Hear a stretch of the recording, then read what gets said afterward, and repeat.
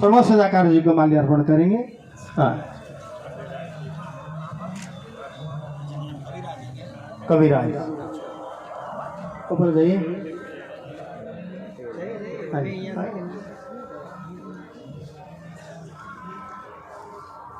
और प्रकाश जी को भी कहा, उन्होंने बहुत मेहनत किया है। प्रकाश शर्मा जी को माल्यार्पण करें।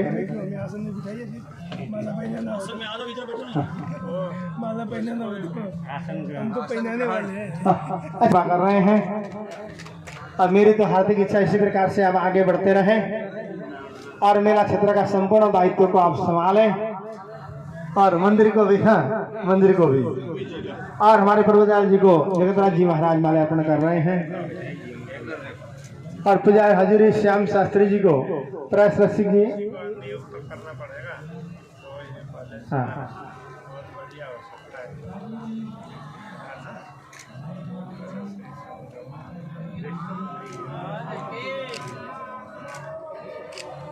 और माता जी अपने संतोषी जी को अर्पण करेंगे।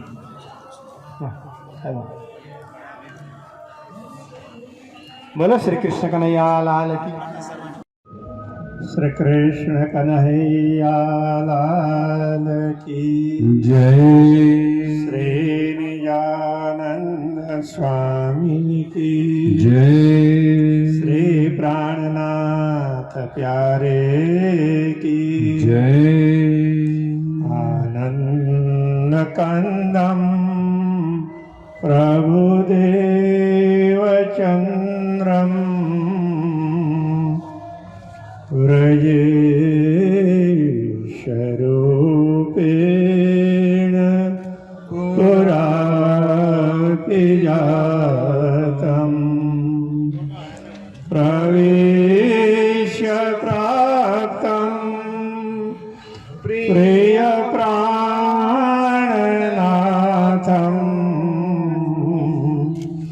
परेश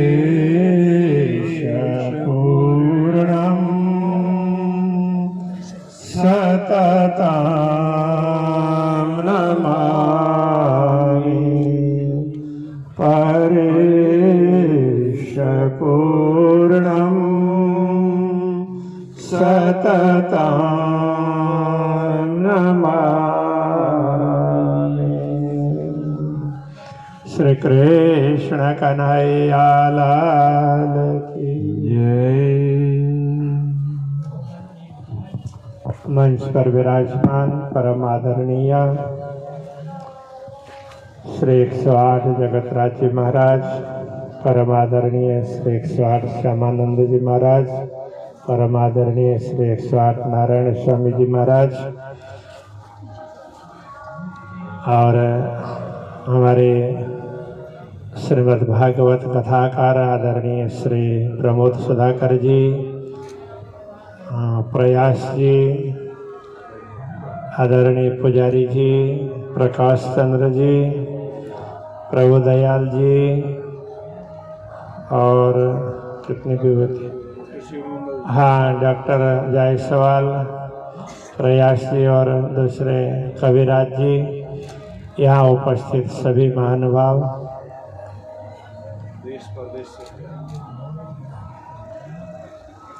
पूर्ण ब्रह्म परमात्मा अनादि अक्षरातीत श्री कृष्ण जी, धाम धनी श्री राजे जी की अपार अनुकंपा से महाकुंभ प्रयागराज में आज हम लोग सब उपस्थित हैं। पूर्ण ब्रह्म परमात्मा की अपार अनुकंपा है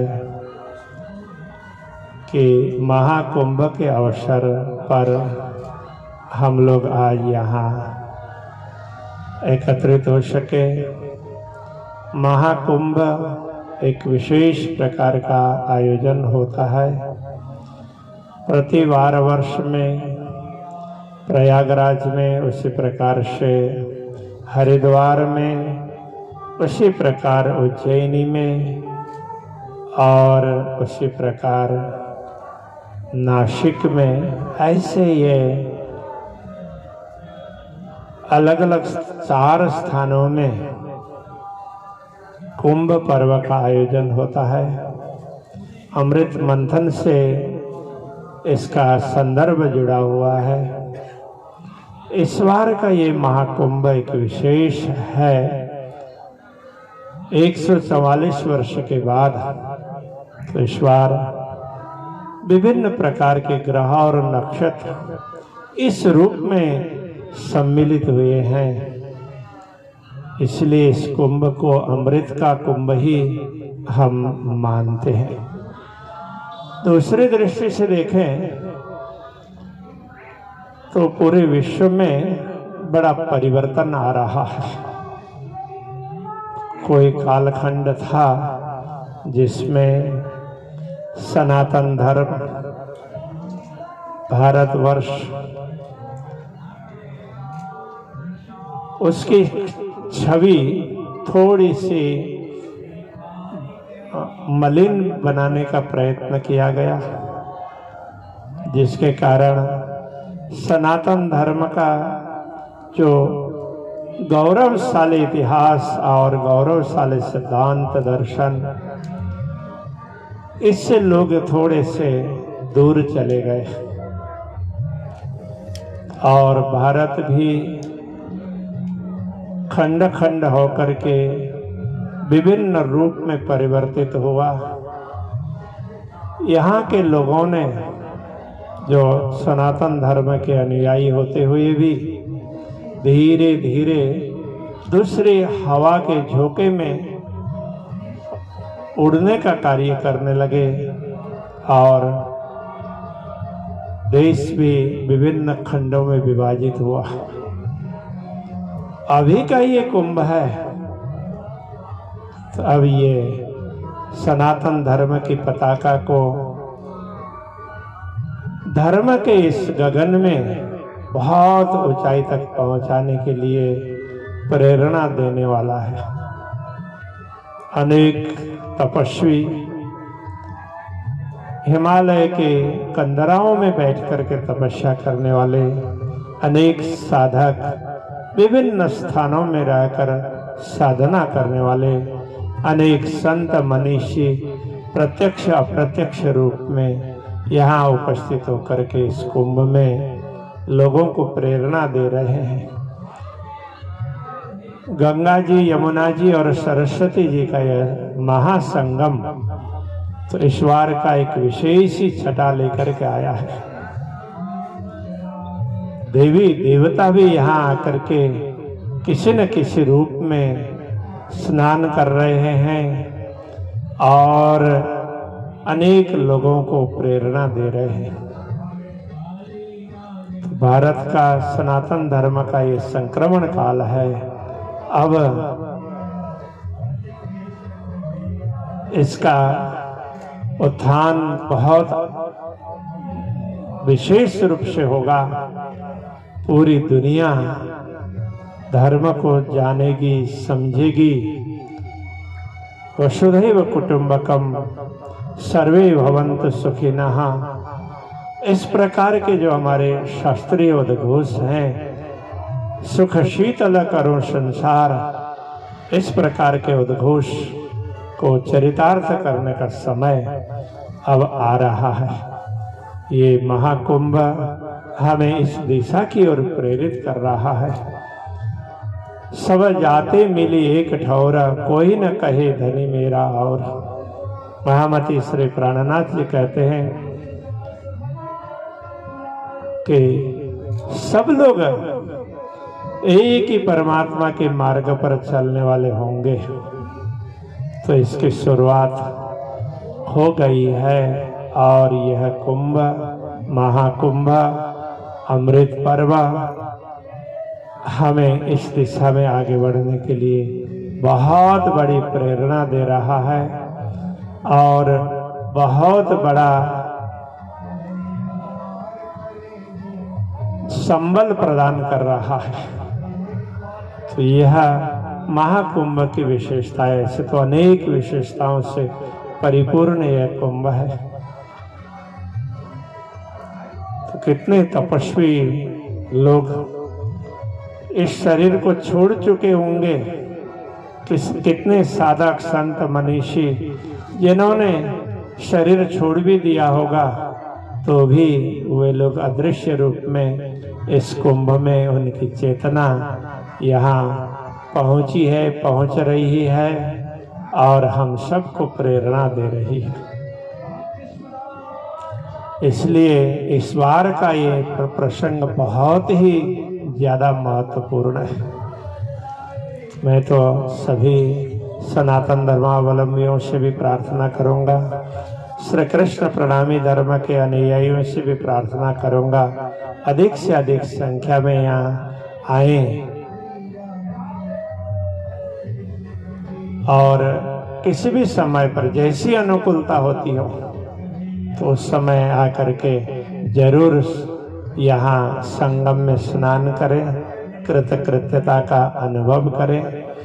विक्रम संवत 1735 में महामती श्री प्राणनाथ जी ने हरिद्वार में आयोजित महाकुंभ में अनेक दिन तक रहकर अनेक महानुभावों के साथ में धर्म चर्चा की थी और एक पूर्ण ब्रह्म परमात्मा की बात समझा करके सबको एक होने के लिए आह्वान किया था। तो उसके बाद में उसका परिणाम भी बहुत अच्छा आया, किंतु उस समय की परिस्थिति ही इतनी ज्यादा विकट थी कि प्रत्यक्ष रूप से बहुत ज्यादा परिवर्तन दिखता नहीं था, किंतु परोक्ष रूप से बहुत बड़ा परिवर्तन आया। तो इतिहास में यद्यपि ऐसे अनेक प्रसंग हैं, तो वह अदृश्य हैं, अप्रकटित हैं, अप्रकट हैं, जानबूझ करके उनको प्रकट नहीं किया गया। ऐसे अनेक संत मनीषियों ने बहुत बड़ा योगदान दिया है। तो अब धीरे धीरे तो उनके योगदान को लोगों के समक्ष पहुंचाने का कार्य हो रहा है। अभी सनातन धर्म के अभ्युदय का समय है, भारत के अभ्युदय का समय है। इसलिए ऐसे कालखंड में हम हैं, तो हम लोगों को अपनी सोच सकारात्मक रखकर, अपने विचार सकारात्मक रख करके पूरे विश्व को एक परिवार के रूप में मानते हुए आगे बढ़ने की आवश्यकता होगी। हम सभी इस दिशा की ओर आगे बढ़ेंगे। श्री कृष्ण प्रणामी विश्व परिषद की ओर से महाकुंभ में, ऐसे कुंभ के पर्व पर अनेक वर्षों से तो इस प्रकार के शिविरों का आयोजन होता है। 1 महीने से भी अधिक समय पर्यंत तो कुंभ के अवसर पर यहाँ शिविर का आयोजन होता है। मैं भी 1987 में होगा शायद, पहली बार तो यहाँ कुंभ में आया था। हाँ 87 ने 88, हाँ 89, हाँ तो उसमें आना हुआ था। और उसके बाद में बीच बीच में आते ही रहे। 2001 के कुंभ में भी आए थे। तो ऐसे ही कई प्रसंगों पर यहाँ आना हुआ है। इससे पूर्व के अर्ध कुंभ में भी हमारा यहाँ आना हुआ था। तो ऐसे हरिद्वार में भी, कभी प्रयाग में हो या हरिद्वार में हो, तो कुंभ के आयोजन पर इस प्रकार हमारा भी आना जाना बना रहा है। मैं आयोजकों को बहुत बहुत साधुवाद देना। प्रथम लागो 2 चरण को, धनिये न छुड़ायो छिन्न, लाखतली लाल एड़ियां, मेरे जीव के यही जीवन। इन पांव तले पड़ी रहूं, धनी नजर खोलो बातन, पलन वालों निरखो नेत्रे, मेरे जीव के यही जीवन। मेरे जीव के यही जीवन। बोलो श्री कृष्ण कन्हैया लाल की जय, श्री निजानंद स्वामी की जय, श्री प्राणनाथ प्यारे की जय, महारानी बाई जोराज की जय, श्री महाराजा छत्रसाल की जय, बाबा दयाराम साहेब की जय, समस्त सुंदर साथ की जय।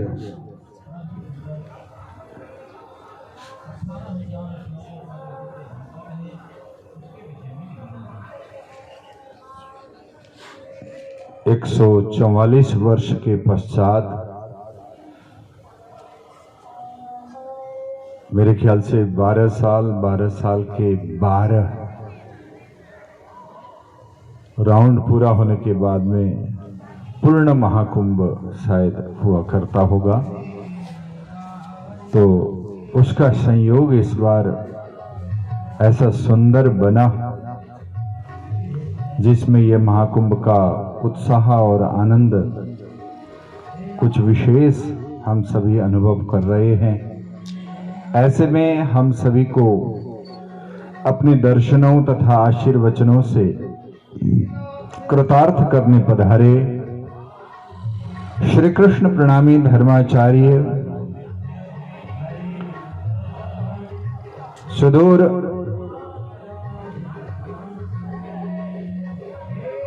जिसको हम धर्म का प्रारंभिक स्थल जानते हैं, जहां से धर्म का अभ्युदय हुआ है, सदगुरु श्री देवचंद्र जी महाराज ने 14 वर्ष तक जहां श्रीमद् भागवत कथा श्रवण रूपी तपश्चर्या की, जिसके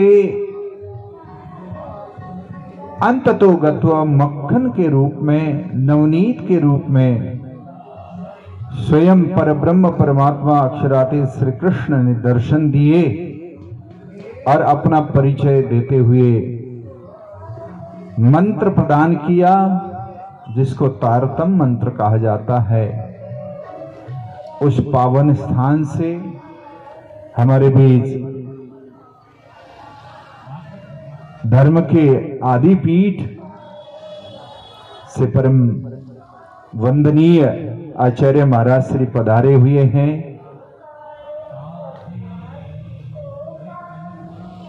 हर सप्ताह अलग अलग स्थानों से कथा और प्रवक्ता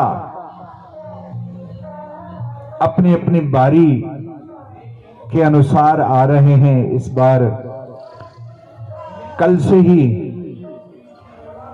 श्री कृष्ण प्रणामी निज दरबार चंडीगढ़ से हमारे बीच में श्रीमद् भागवत की कथा रसपान कराने पधारे हैं परम आदरणीय स्वामी श्री श्यामानंद जी महाराज। मंच पर आसीन सभी कर्मठ संत, वैसे तो पीताम्बर पीठ भारत के पूर्वोत्तर क्षेत्र में प्रसिद्ध है। असम में वहां के महंत महाराज जी हैं श्री 108 स्वामी श्री नारायण स्वामी जी महाराज।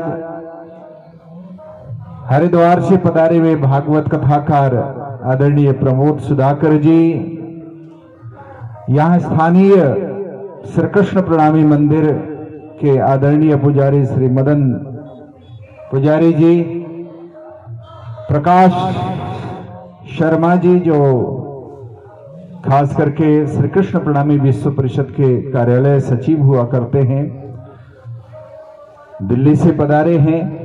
और इसी तरह से महाराज श्री के साथ संतजन सुंदर साध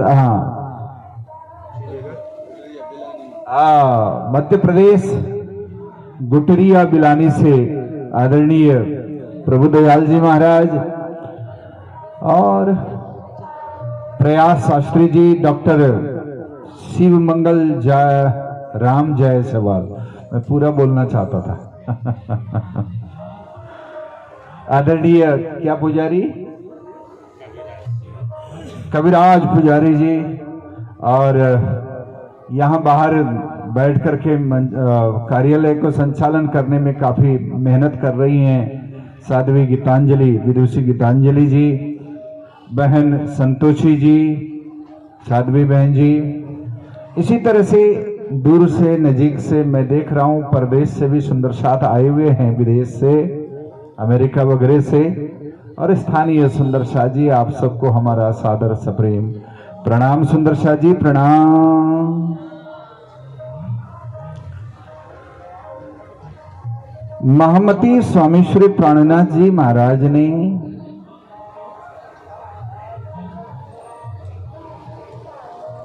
वो तो कहते हैं, ये मैं तो नहीं कर रहा हूं, लेकिन हम कहते हैं प्राणनाथ जी की वाणी है। 18,758 चौपाई रूपी खजाने को हमें प्रदान किया है। उसमें विभिन्न चैप्टर्स हैं, विभिन्न खंड हैं उसके, जैसे रास, प्रकाश, खटऋतु, कलश, सनंद, किरंतन, खुलासा, खिलवत, परिक्रमा, सागर, श्रृंगार, सिंधी, मार्फत सागर, कयामत नामा। इस तरह से 14 नाम, अलग अलग नाम है। उनका समष्टिगत रूप है तारतम सागर। कुलजम स्वरूप भी कई श्री कृष्ण प्रणामी संप्रदाय के अनुयायी लोग उसको उस नाम से भी जानते हैं। उसके अंदर 14 अलग अलग खंड हैं जिनका नाम मैंने प्रस्तुत किया। उसमें हम स्वतः सीधा विचार करें तो रास शब्द से हमें बहुत कुछ शब्द से ही पता चल जाता है रास किस लिए कहा होगा, जिसमें श्री कृष्ण और आत्माओं के बीच में जो लीलाएं हुई है, उस लीला का वर्णन अवश्य होना चाहिए और है। ये रास ग्रंथ सर्वप्रथम ग्रंथ है। हवे पहला मोह जलनी कहूं बात, तेता दुख रूपी दिन रात, दावा नल बलिक कई भांत, तेनी केटली कहूं विख्यात। ये प्रारंभिक प्रथम चौपाई। वैसे देखा जाए रास ग्रंथ की प्रारंभ में 5 कुछ ऐसे प्रकरण रखे गए हैं, जिसमें देखिए मैं प्राय उदाहरण दिया करता हूं, कहीं जाना हो, कोई अनजान जगह में जाना हो और जाते समय वहां का जानकार व्यक्ति हो तो वो बताएगा कि भाई तुम वहां जा रहे हो, ये इस वस्तु का ख्याल रखना, ये अच्छाई है तो ये बुराई भी है, इन चीजों से बचना, इन चीजों को अवश्य देखना, इन चीजों का अनुभव अवश्य करना।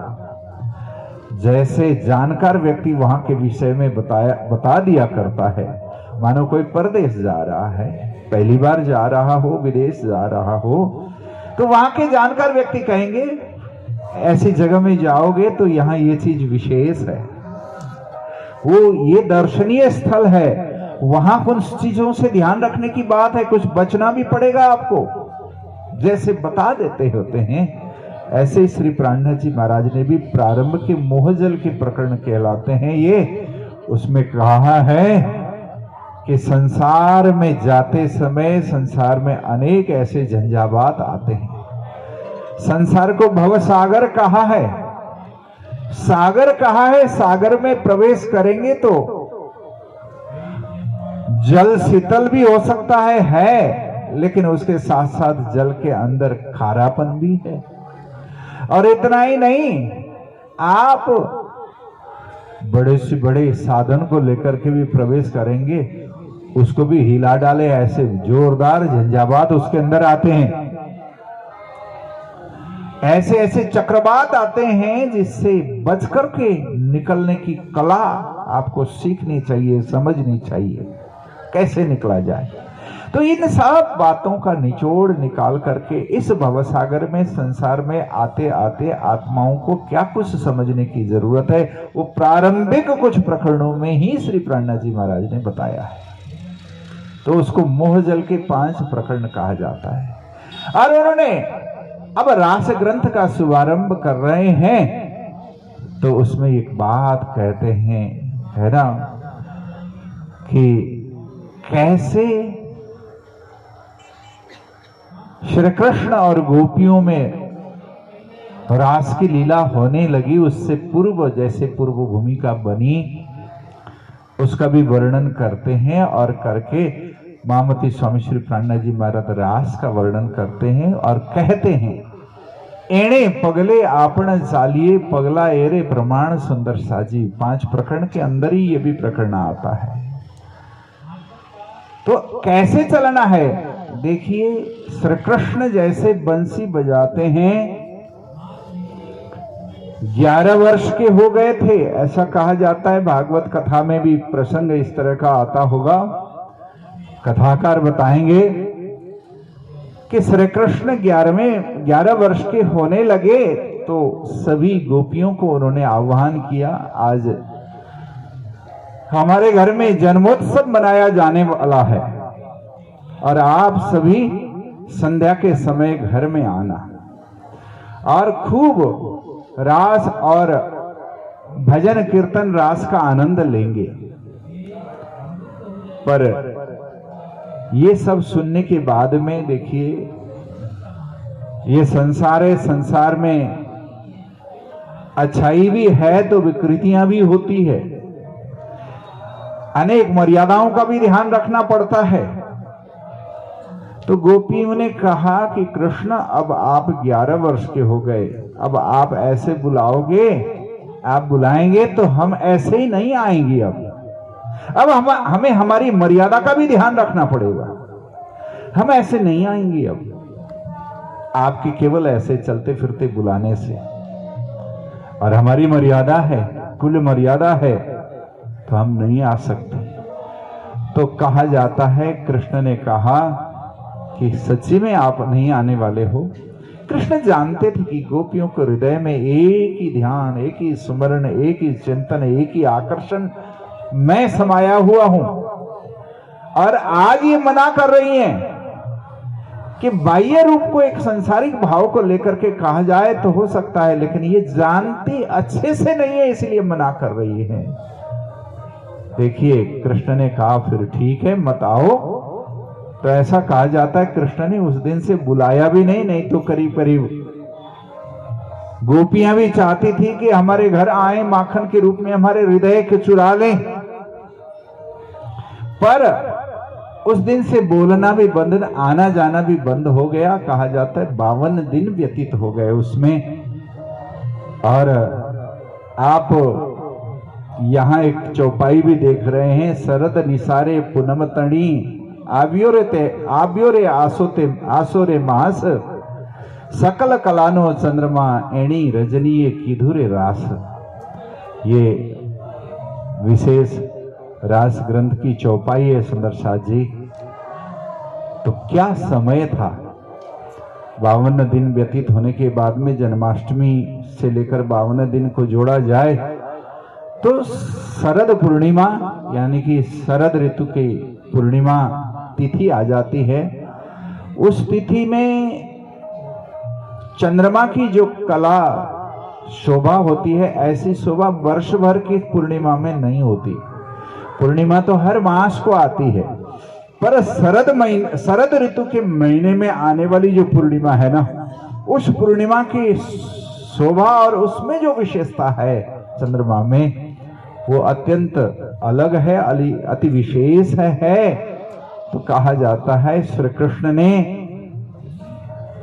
उस दिन को चुना और संध्या के समय में जैसे नित्य की भांति गैया चराने गए और वापस आ रहे थे, हजारों की लाखों की संख्या में गैया बछड़े गायों से लौट रहे हैं, आगे पीछे ग्वाल बाल हैं, सभी ग्वाल बालों के साथ में बलदाऊ भैया भी हैं और श्री कृष्ण भी चल रहे हैं। तो कहा जाता है कृष्ण तो वैसे छलिया है ही। कृष्ण ने कहा, आगे आगे चल रहे थे, बलदाऊ भैया को कहते हैं, भैया भाई साहब मैं ना बलदाऊ जी, दाऊ भैया मैं जरा पीछे कल्याण जी आ रहे हैं, उनको उनके साथ आता हूं, आप आगे चलिए। तो वो पीछे रहे, पीछे कल्याण जी से मिलने के भाव से पीछे रह गए और बलदाऊ भैया आगे आगे गैयों को लेकर के जा रहे हैं। तो न तो वो कल्याण जी से मिले, ऐसा कहा जाता है, वहां से साइड होकर के कदम के वृक्ष पर चढ़ जाते हैं, गायें सब चली जाती हैं। आप सब समझते होंगे गोधूली बेला कहा जाता है। गोधूली बेला माने सूर्य की किरणें पीली हो जाती है और अभी अस्त नहीं हुए हैं सूर्य, और अस्त होने से पूर्व का समय होता है। गायें, मुझे बचपन की याद आती है, हम लोग गांव में होते थे, गांव में ग्वाले होते थे, सभी के घर से गायों को लेकर के वही ग्वाले ले जाते हैं, सैकड़ों की संख्या में गायों को लेकर जाते। और गायों की एक विशेषता है, उनके अंदर बोध ज्ञान इतना होता है कि मुझे किस घर में जाना है, हर गाय, हर किसी भी घर की गाय हो, वो तत्त घरों में चली जाती हैं, वापस ग्वाल बाल लेकर के आए, अपने अपने घरों में गायें घुस जाती हैं, प्रवेश कर जाती हैं। तो गायें अपने अपने घरों में जा रही हैं, उनके छोटे छोटे बच्चे माता का इंतजार कर रहे हैं, बोल रहे हैं, आवाज लगा रहे हैं, भूख लगी है, दूध पान करना है। इधर गोप ग्वालन भी दूध निकालने की तैयारी कर रहे हैं। कृष्ण इधर कदम के वृक्ष पर चढ़े थे और कई बड़े बुजुर्ग खेती बाड़ी को संभाल करके आने वाले, अपने काम कारोबार को संभाल के आने वाले, कुछ नहाने की तैयारी कर रहे थे, कुछ ग्वालिन है ना परिवार के लिए भोजन की तैयारी कर रही थी। ऐसे में अचानक श्री कृष्ण बंसी बजाते हैं। ऐसा कहा जाता है, वैसे तो बंसी की आवाज सुनी तो वो आवाज कईयों को बंसी की आवाज सुनाई दी, और जिन गोपियों ने मना किया था ना, हम तुम्हारे जन्मदिन के उत्सव में, जन्मोत्सव में नहीं आएंगे, उनको बड़ी तड़प हो रही थी, हमारे से बड़ी गलती हो गई, हमारे से भूल हो गई, कृष्ण ने बोलना छोड़ दिया, दर्शन देना छोड़ दिया। एक एक पल पल उनके लिए परेशानियों से, है ना, हजारों हजार वर्ष व्यतीत कर रहे हो, ऐसे तड़प तड़प करके समय निकल रहा था। उनको क्या सुनाई दिया?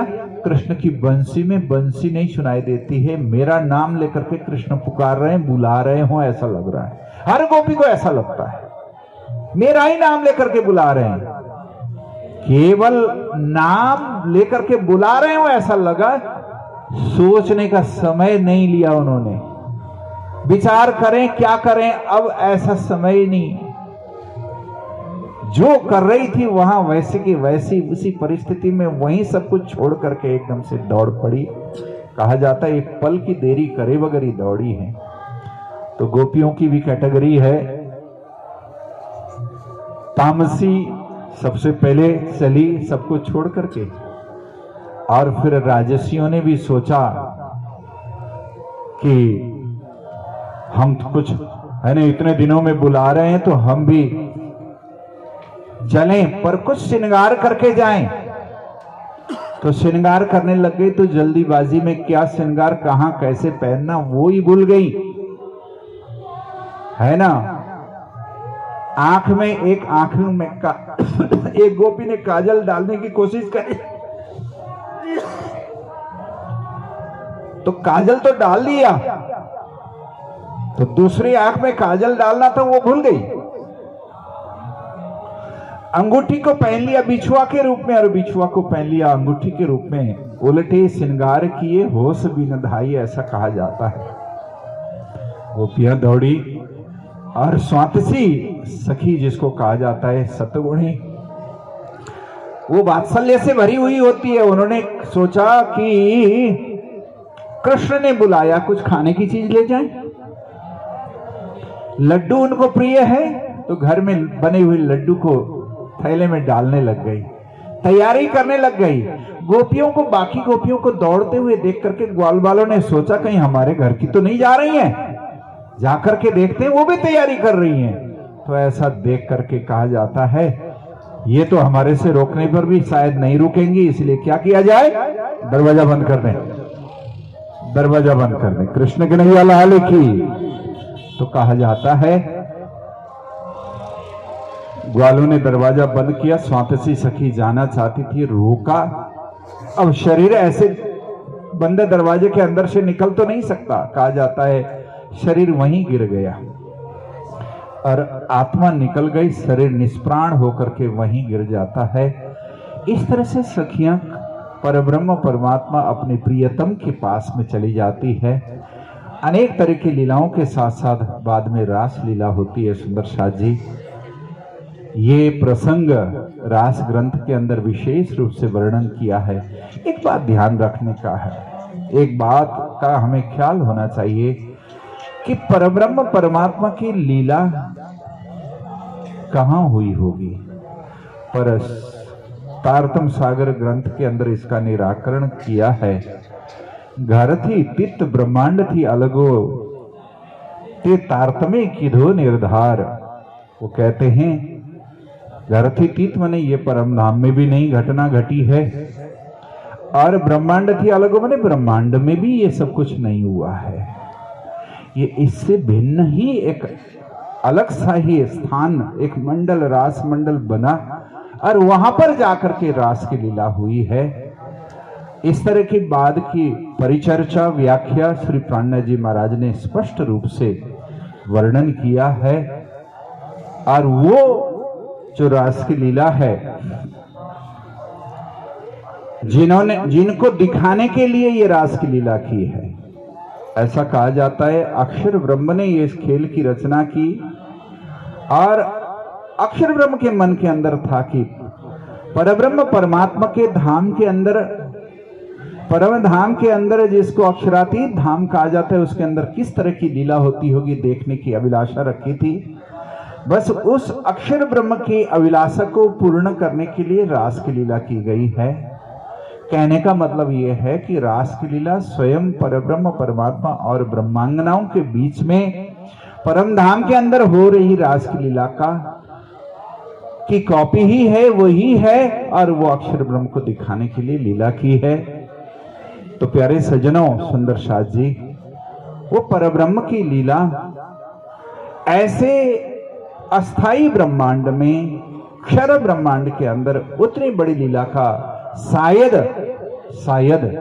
होना संभव नहीं था। इसलिए परब्रह्म ने अलग ही ब्रह्मांड की रचना करने के लिए योग माया को आदेश दे दिया, और उस ब्रह्मांड में वो रास की लीला हुई। और रास के अनेक रामतों का वर्णन श्री प्राणनाथ जी महाराज ने रास ग्रंथ के अंदर किया है। तो सज्जनों, हो सकता है श्री कृष्ण प्राकट्य के साथ में कुछ लीलाओं का वर्णन हम श्रीमद् भागवत के अंदर भी श्रवण करेंगे, तो उसमें भी वो रास की लीला का वर्णन आएगा ही। तो मैं अधिक इसलिए भी नहीं कहना चाहूंगा क्योंकि समय के अनुसार श्रीमद् भागवत की चर्चा भी होनी है, और कल परसों परले दिन नित्य प्रति ये वाणी चर्चा का प्रसंग भी चलता रहेगा। जैसे जैसा समय लगेगा उसे अनुरूप हम आपके बीच हैं ही। और मेरे ख्याल से ये कौन सी तारीख तक है स्वामी जी? 25 तारीख तक है ना? 25 तक तो ये चलेगा ही निरंतर रूप से, है ना। और आगे भी ये और संत गुरुजन आकर के आपको श्रवण कराएंगे। मैं आज के प्रसंग को, आज के वक्तव्य को यहीं विराम देना चाहता हूं। जय जयकार अवश्य करें। कृष्ण कन्हैया लाल की, सदगुरु महाराज की। मम वाचमिमां प्रसुप्तां संजीवयत्यखिलशक्तिधर स्वधाम। अन्याश्च हस्तचरण श्रवणत्वगादीन् प्राणान् नमो भगवते पुरुषाय तुभ्यम्। अस्ति स्वस्तरुणी कराग्रविगलत् कल्पः प्रसूनाप्लुतं वस्तुः प्रस्तुत वेणुनादलहरी निर्वाण निर्व्याकुलम्। स्रस्तस्रस्त निबद्धनी विविलसद् गोपी सहस्रावृतम् हस्तन्यस्तनतापवर्गमखिलं दारं किशोराकृतिः। नमो ब्रह्मण्यदेवाय गोब्राह्मणहिताय च जगद्धिताय कृष्णाय गोविन्दाय नमो नमः।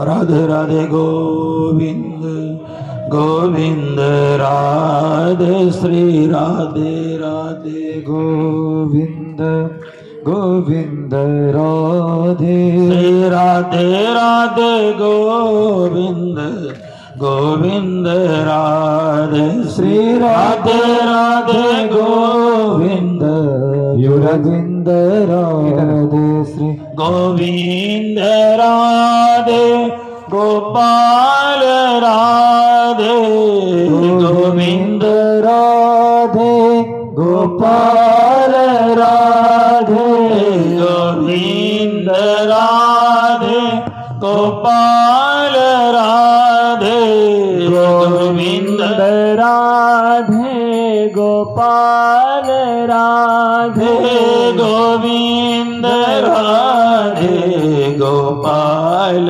राधे गोविंद राधे गोपाल राधे श्री राधे राधे गोविंद गोविंद राधे श्री राधे राधे गोविंद गोविंद राधे गोविंद राधे मेरो गोपाल राधे गोविंद राधे मेरो गोपाल राधे श्री वृंदावन बिहारी लाल की श्री बांके बिहारी लाल की श्री निजानंद स्वामी की जय श्री प्राणनाथ जी महाराज की श्री महाराजा छत्रसाल की जय श्री गौ माता की जय भारत माता की जय गंगा मैया की जय जमुना मैया की जय सरस्वती मैया की जय तीर्थराज प्रयाग की जय संगम महातीर्थ की जय महाकुंभ पर्व की जय भारत के संतों की जय भारत के भक्तों की जय समस्त विश्व की जय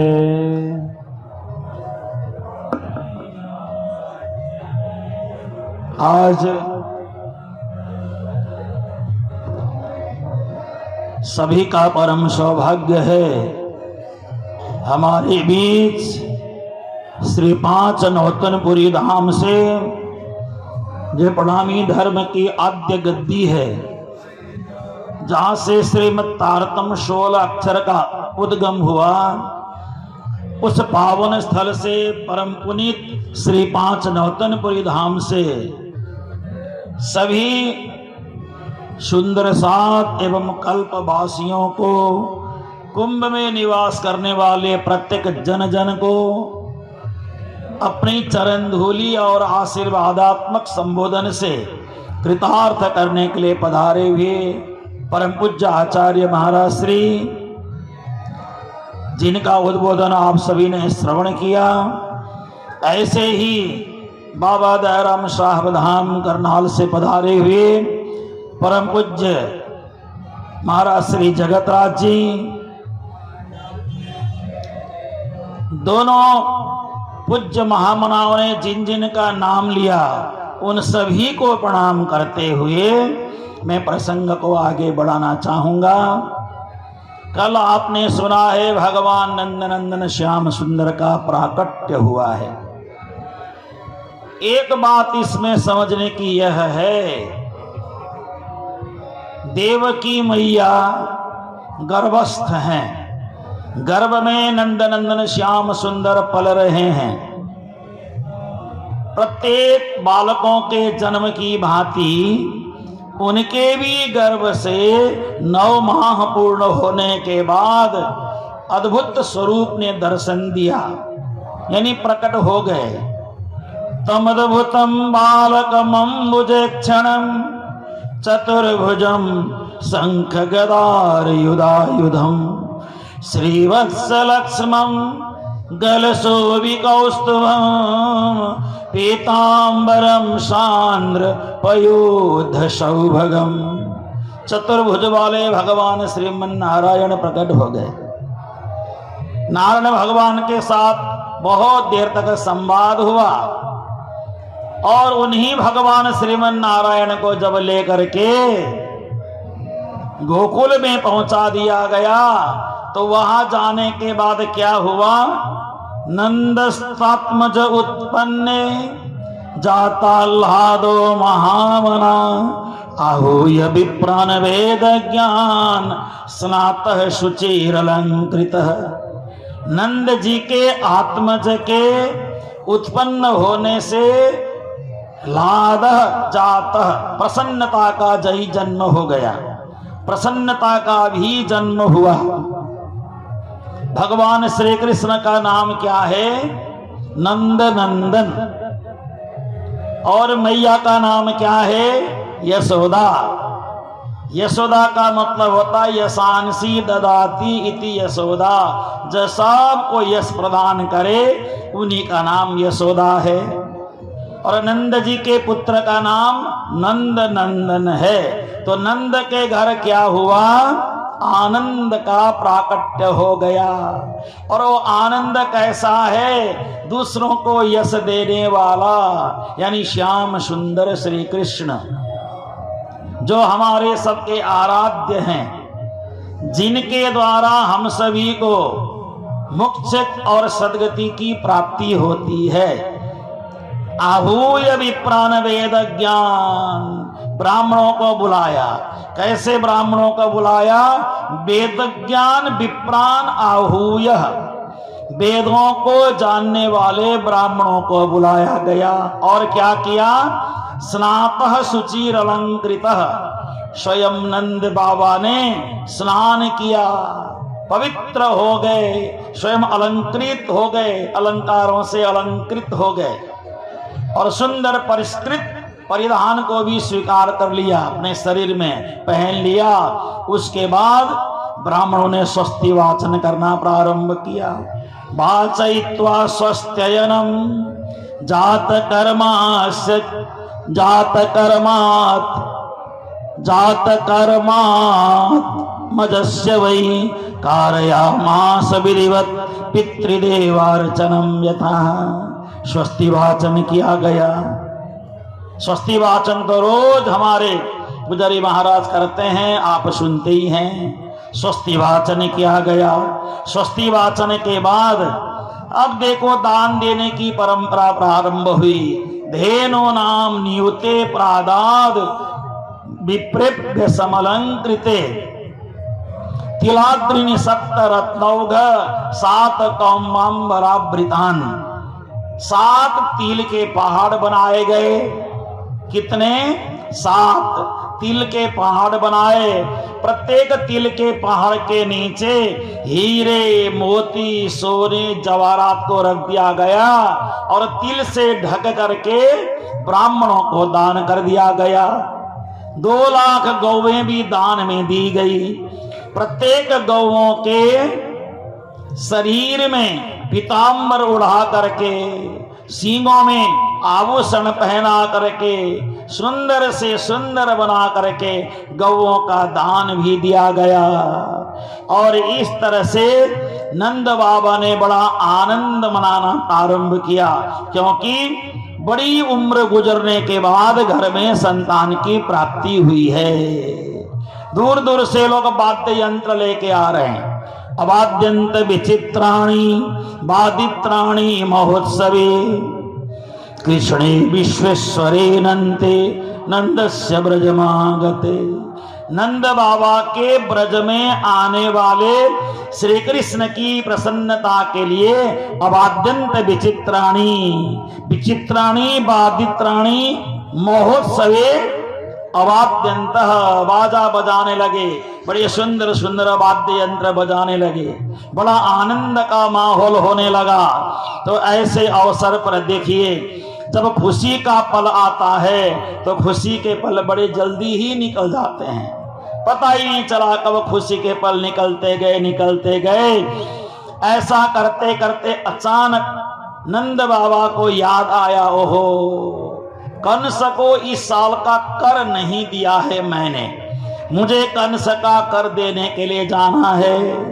यूं सोच करके नंद बाबा छकड़े में बड़ी सारी सामग्रियां सजा करके नंद बाबा प्रस्थान कर गए। कहां?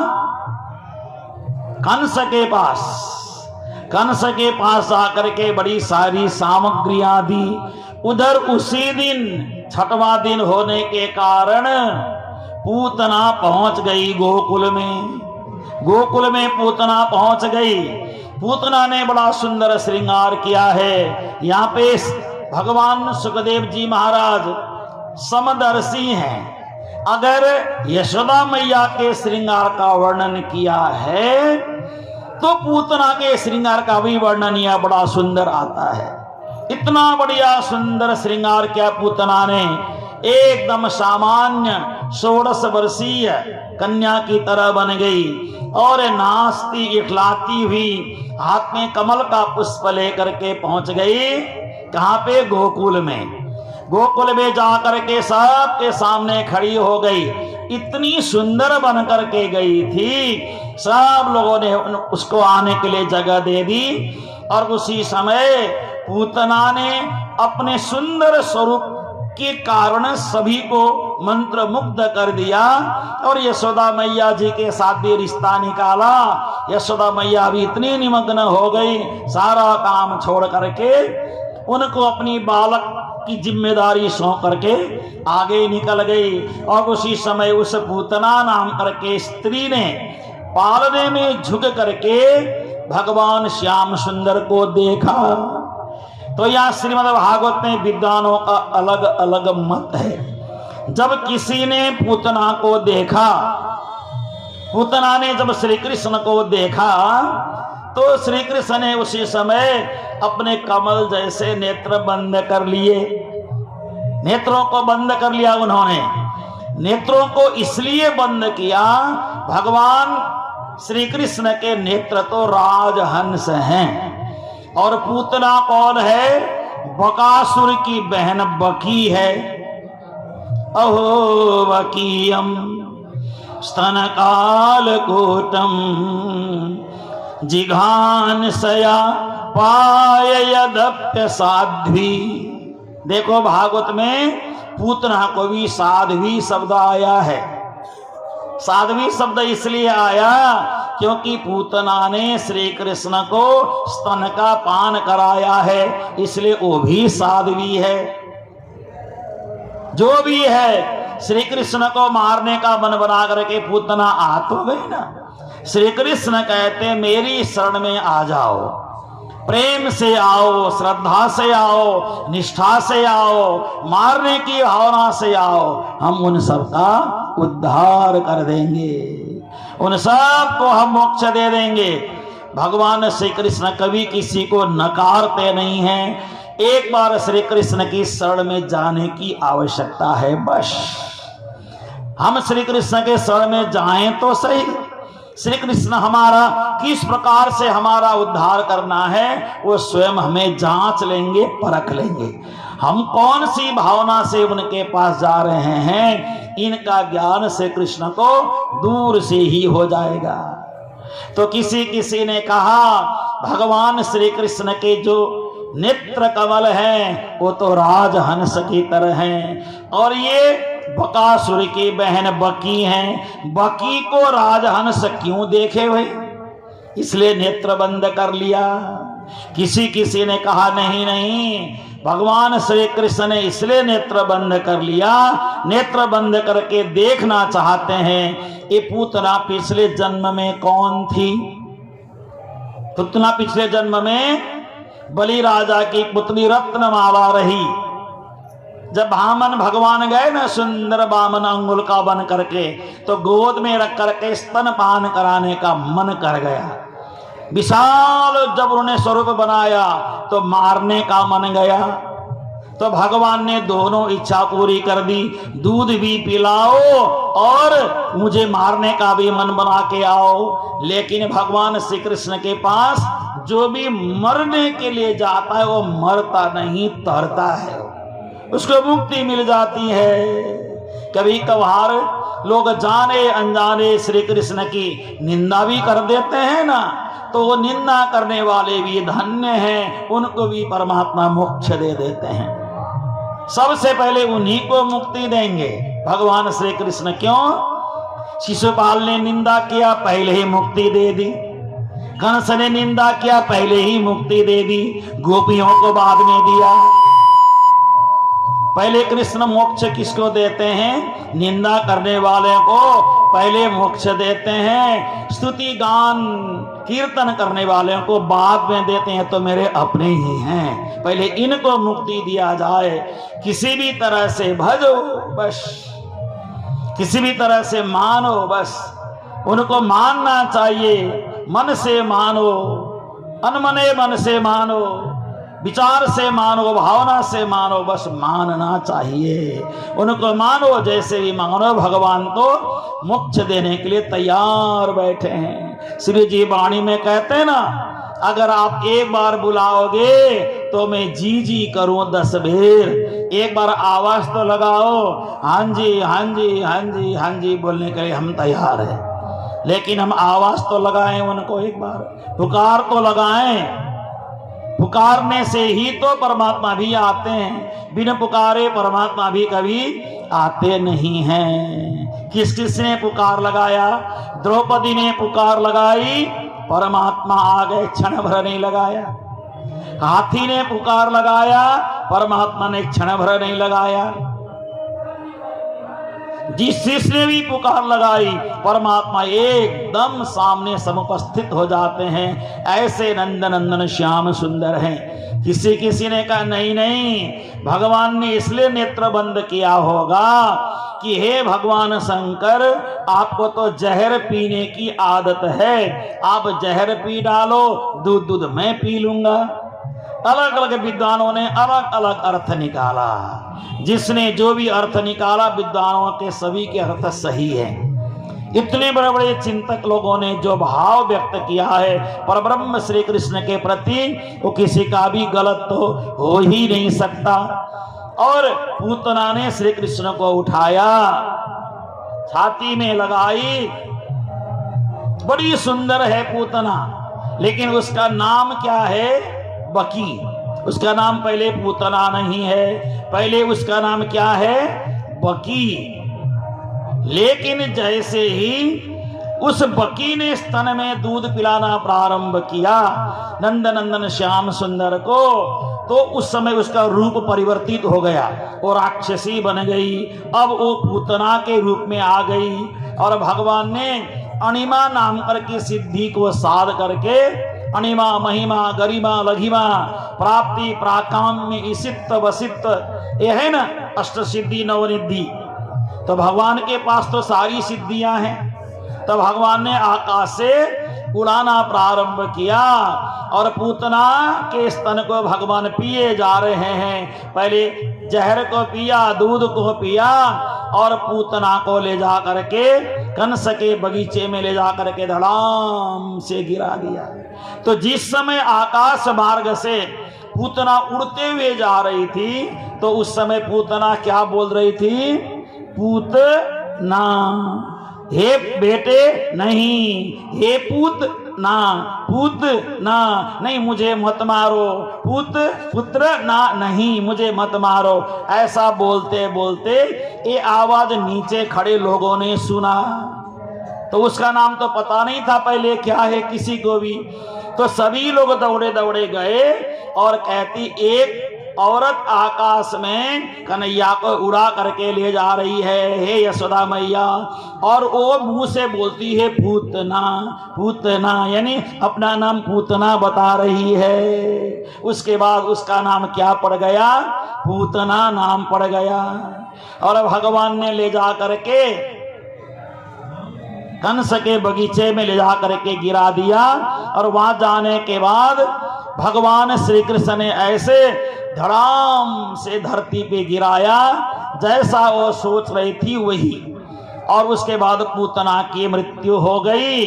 मृत्यु होने के बाद पूतना का शरीर तो बड़ा विशाल है। एक बार हमारे गुरु महाराज मंगलदास गुरु जी को किसी ने प्रश्न पूछा कि भगवान श्री कृष्ण पूतना के शरीर में, इतना बड़ा पूतना का शरीर है, स्त्री गव्युत्यंतर द्रुमान, इतने बड़े क्षेत्रफल को गिरा दिया। पूतना का शरीर ही बहुत लंबा चौड़ा हो गया। तो पूतना के छाती में श्री कृष्ण खेल रहे हैं, तो यशोदा ने कैसे उठाया होगा? पूतना के शरीर में चल के गई या कैसे उठाई? तो गुरुजी मंगलदास गुरुजी ने जवाब दिया, अगर एक दिन दूध पीने से पूतना का शरीर इतना विशाल हो सकता है, तो यशोदा मैया का तो रोज दूध पीते हैं, तो जितना मर्जी चाहे अपना हाथ लंबा करे और अपने बालक को उठा ले। बोलो श्री सदगुरु महाराज की। उसमें कोई समस्या ही नहीं है। ऐसा जवाब गुरुजी मंगलदास जी ने दिया। ये जवाब कहाँ दिया था गुरुजी ने? भिवानी में, जब मंदिर का उद्घाटन हो रहा था तब की बात है। हम लोग बैठे थे तो वहीं पे बातचीत चली, तो प्रश्न का जवाब गुरुजी ने वहीं बैठे बैठे दिया था। हम लोग भी उस समय वहां बैठे थे गुरु महाराज के पास, उनके शब्दों को सुनते थे तो ध्यान में आ जाता था, हाँ गुरु महाराज ने ऐसे जवाब दिया। तो कहने का मतलब है अविद्या पूतना नष्टा, अविद्या रूपी पूतना का नाश हो गया। अविद्या, पूतना का मतलब होता है अविद्या। हमारे देह में बहुत सारे दोष होते हैं, अन्नमय दोष है ना, मनोमय दोष, बड़े सारे दोष होते हैं। ये अनेकों प्रकार के दोष को अविद्या कहा गया है। ये अविद्या का नाश भगवान ने कर दिया। और उसके बाद पूतना के शरीर को अलग अलग विभाग में टुकड़ा टुकड़ा कर दिया। और इधर कर की सामग्री देने के लिए नंद बाबा कहाँ पहुंच गए हैं? कंस के पास। कंस को कर की सामग्री भी दी, सब कुछ हो गया। जब लौटने लगे तो वसुदेव जी महाराज से मिले, दोनों गले मिले, बड़ा आनंद आ गया। उस समय वसुदेव जी महाराज ने एक बात कहा, हे नंद बाबा, मुझे ऐसी शंका हो रही है कि आपको जल्दी से जल्दी गोकुल में चले जाना चाहिए, वहां पर कोई बहुत बड़ी घटना घटी, ऐसा मुझे लग रहा है। दोनों गले मिले और उस समय नंद बाबा ने कहा, अहो ते देव की पुत्रा कंसेन बहवो हता, एका वशिष्ठा वरजा सोपी कन्या दिवम गता। हे वसुदेव जी महाराज, आपके तो सारे बेटे कंस ने समाप्त कर दिए। एका वशिष्ठा वरजा, एक कन्या का अंतिम में जन्म हुआ था देवकी जी से, वो भी आकाश में उड़ गई। बहुत दुख की बात है। ऐसा नंद बाबा ने किसको कहा? वसुदेव जी को कहा। तो वसुदेव जी ने मन ही मन सोचा, हे नंद बाबा, आपके पास दोनों बच्चे हैं, वो मेरे हैं। अभी आप अपने मेरे बच्चों को लड़ा रहे हैं, प्यार उनसे पा रहे हैं। एक समय ऐसा आएगा मेरे दोनों बच्चे वापस आएंगे और आप खाली हो जाएंगे। मन ही मन ऐसा सोचा। ऐसा सोच करके उन्होंने सारी बातें बताई नहीं, बस ऐसे मन में रख लिया। अब ऐसा करते हुए नंद बाबा भी आ गए वापस।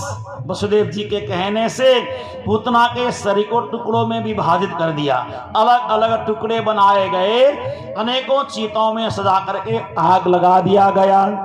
जैसे आग लगा दिया गया तो क्या हुआ, जैसे ही पूतना का शरीर धूं धूं करके जलने लगा तो धूमश्चा दुरसौरवः, अगरबत्ती की तरह खुशबू आने लगी, सुगंधी आने लगी। इतनी अच्छी सुगंधी आने लगी, ग्वाल बालों के नाक में खुशबू आई। सब लोगों ने पूछना प्रारंभ किया, ये खुशबू कहां से आ रही है, ये खुशबू कहां से आ रही है। तो सबने कहा पूतना के मरे हुए शरीर को संस्कार करने से उसके देह से महक आ रही है, खुशबू आ रही है। क्योंकि जिसको भगवान ने स्पर्श कर दिया तो सारी सुगंधी पूतना में प्रवेश हो गई। तो उस समय राजा परीक्षित पूछते हैं, इसका नाम अच्छा नहीं होगा, नाम अच्छा होगा। तो उस समय भगवान सुखदेव जी कहते हैं, पूतना नाम तो पूत पवित्र नाम नहीं है, नाम पवित्र नहीं है तो काम अच्छा करती होगी। लोक बालग्नि, बच्चों को मारने का काम करती है, काम भी अच्छा नहीं करती है। तो जाति ऊंची होगी, उच्च कोटि की ब्राह्मण जाति की होगी, का नहीं नहीं राक्षसी ही राक्षसी जाति की है। तो भोजन बढ़िया करती होगी, नहीं नहीं रुधिरासना, खून पीने का कार्य करती है। तो मन में अच्छा सोचती होगी, जिघान सयापि हरये, मारने का ही सोचती है, निरंतर किसको मारूं किसको मारूं किसको मारूं ऐसा सोचती रहती है। मारने की भावना दिल में रखने के कारण भी स्तनम दत्वाप सदगतिम, एक बार मात्र दूध पीने से पूतना को भगवान ने मोक्ष दे दिया। गोविंद जय जय गोपाल जय जय गोविंद गोपाल जय जय राधारमण प्रभु श्री कृष्ण जय जय राधारमण जय जय गोविंद जय जय गोपाल जय जय गोविंद जय बोलो गोपाल जय जय राधारमण श्री कृष्ण जय जय राधारमण प्रभु श्री कृष्ण जय जय। गंगा की जय जय जमुना की जय जय गंगा की जय जय जमुना की जय जय गंगा की जय जय जमुना की जय जय गंगा की जय जय जमुना की जय जय। भागीरथी त्रिवेणी की जय जय भागीरथी त्रिवेणी की जय जय। गोविंद जय जय गोपाल जय जय गोविंद जय जय गोपाल जय जय। राधारमण प्रभु गोविंद जय जय राधारमण प्रभु गोविंद जय जय राधारमण प्रभु गोविंद जय जय राधारमण प्रभु गोविंद जय जय। ब्रह्मा की जय जय विष्णु की जय जय ब्रह्मा की जय जय विष्णु की जय जय।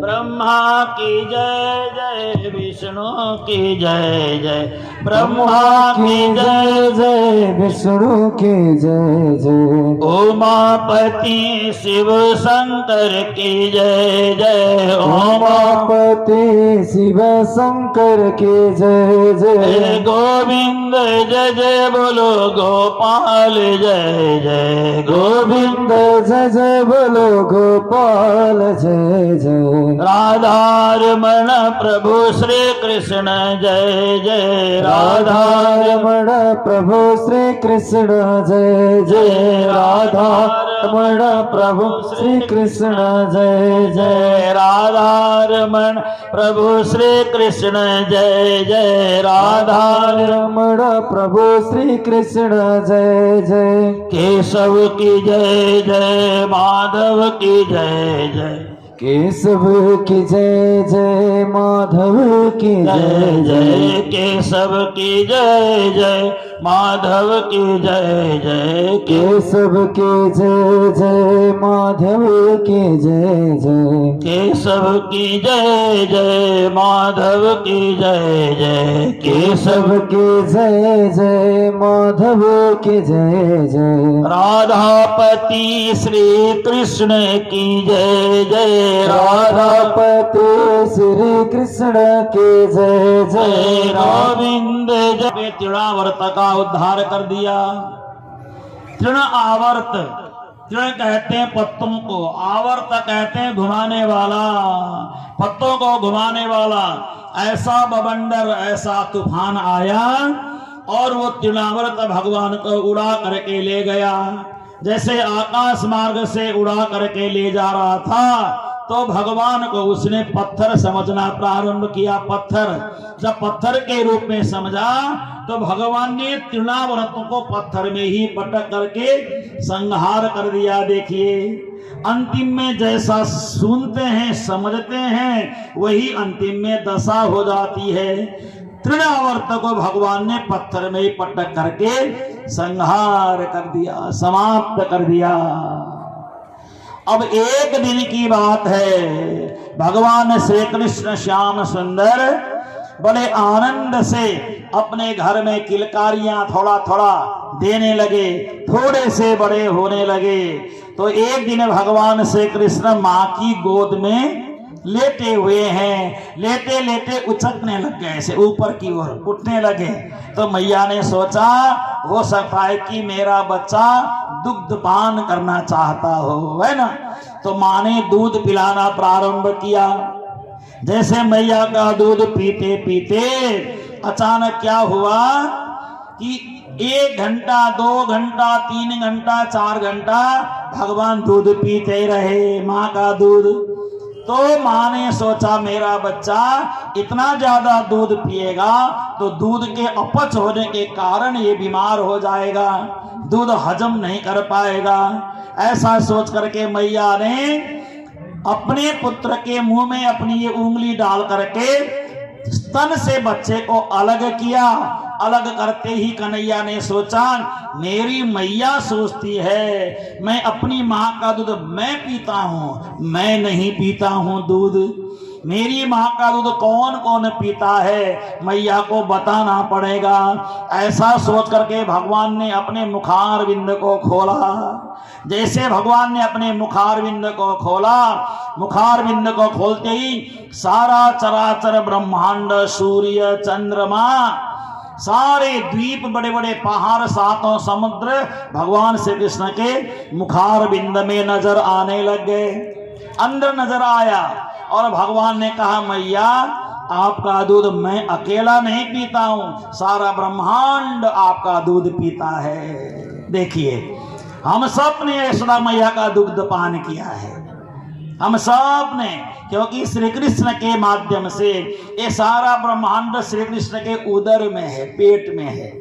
और श्री कृष्ण ने मैया का दूध पिया तो हम सब ने भी यशोदा मैया का दूध पिया है। हम कितने भाग्यशाली हैं जिन कन्हैया ने मैया का दूध पिया, उस मैया के दूध का असर चराचर ब्रह्मांड में रग रग में हो जाता है।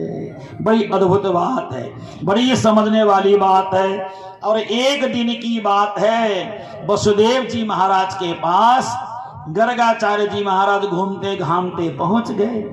तो गर्गाचार्य जी महाराज ने वसुदेव महाराज ने गर्गाचार्य जी का स्वागत किया, सम्मान किया।